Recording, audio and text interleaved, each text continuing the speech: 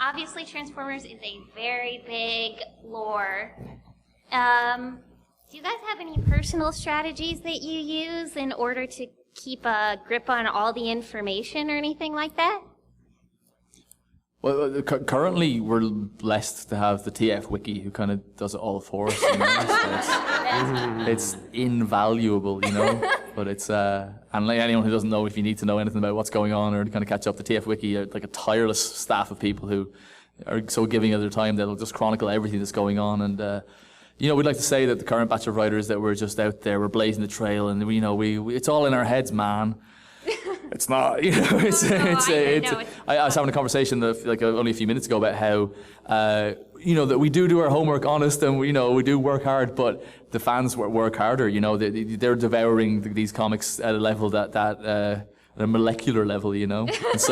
And those fans are the ones that kind of contribute to things like the wiki and online discussions, and it's you know, it's fair to say that the feedback loop kind of will inform us as far as kind of keeping. I mean, each writer, it depends on the story. So, like for miniseries, I've only like written miniseries, and so obviously I'll have kind of like a list of those 5 issues. I know kind of where everyone's going and how it's all going to dovetail.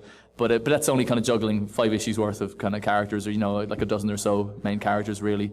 I know like the likes of James and John Barber do have huge, kind of PowerPoint and Excel spreadsheets and stuff.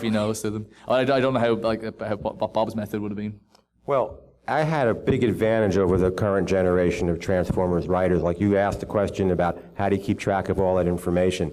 I created all that information. I didn't have to keep track of anybody's information but my own.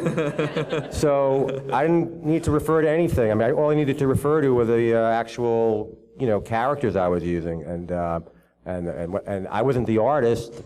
It was the artist that had the burden of drawing 20 different characters with 20 different piles of reference for each character.